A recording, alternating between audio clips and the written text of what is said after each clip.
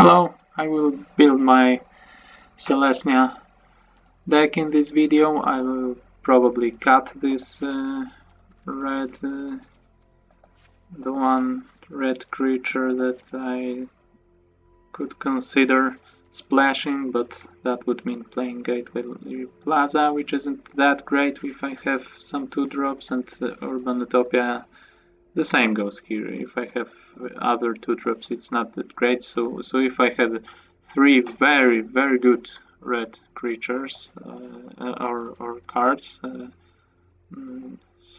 at least 3 similar to power lever with this giant, I could consider it, but I don't think it's worth it in this situation. So.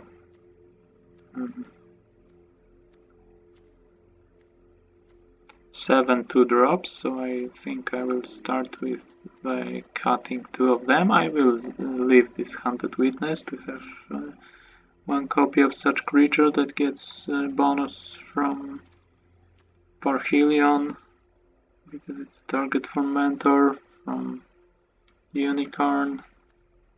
I don't want to play this. I probably don't want to play Locket. I want to play about 5 2-drops, so I think this is the most unexciting of them, and Scout or Beetle. Recruit is probably better with its first strike.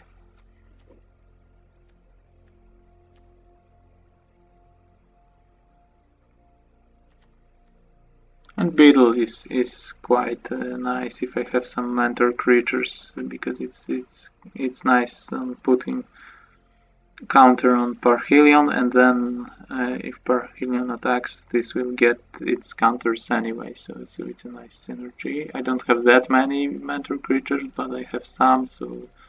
And also 2 mana to 2 creatures are bad top decks in the late game, and this actually does something, boosting one of my bigger creatures and maybe enabling an attack that would be hard otherwise.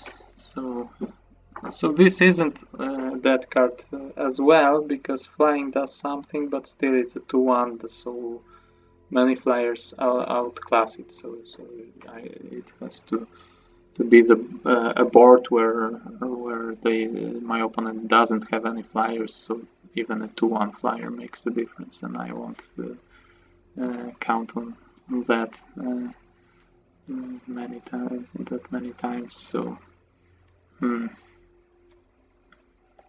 I don't want to play Pax Favor, probably both of them, and this I like my other 3-drops better.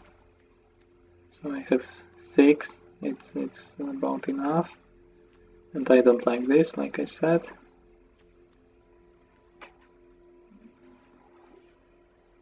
This is quite nice, and I think this is better in Boros, tapping 2 blockers and finishing the opponent off, and I will have bigger threats. This is obviously not great, so I don't get it. I'll have bigger threats, so I prefer some gain life against Boros and just bigger creature. So for now this stays, but I may cut them anyway because I have 3 centaurs. So let's see what is cuttable here. I think I'll play 17 lands in this deck. I don't have that many Convoke creatures. 4, I think. 3 centaurs and a worm. So this deck is quite expensive, but I don't think 18 lands expensive, but certainly not 16 lands cheap. So I'll stay with 17 and just cut. Yes, I think I should cut this Foragers.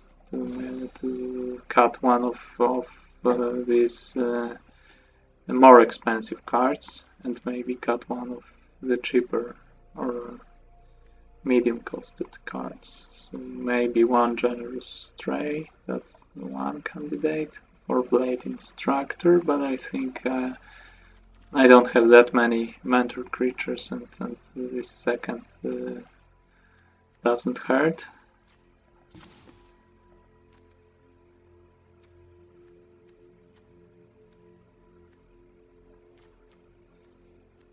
So I don't really want to cut cheaper stuff. I think something for 3 or something even more expensive. So Generous Stray and Blade Instructor are some candidates, and Sumala is a candidate, but I think some value creature is nice to have. But Generous Stray is similarly value creature, but 4 copies may be too much.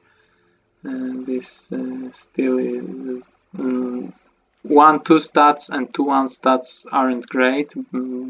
Both sets aren't great, but 2/1 is better than 1/2. I think 1/2 is better at blocking 1/1 tokens, but and still gets counters from Parhelion.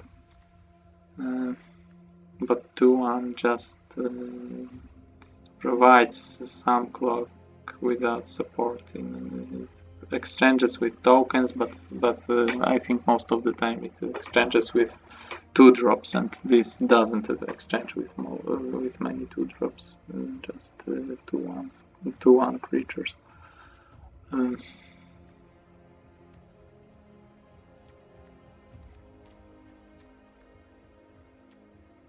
So I think if I have 4 Generous Strays, I prefer some one wood shaper that is small wood shaper that is providing some card selection along with its value, and has better stats even if it's 1 mana more expensive, and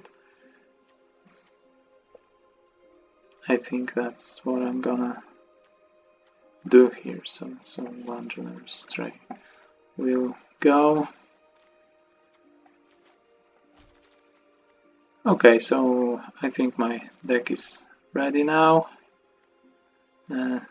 Thanks for watching. Be sure to like this video, subscribe to my channel, check out the link to the whole playlist. The other videos will be games I play in this draft, so check back here. See you.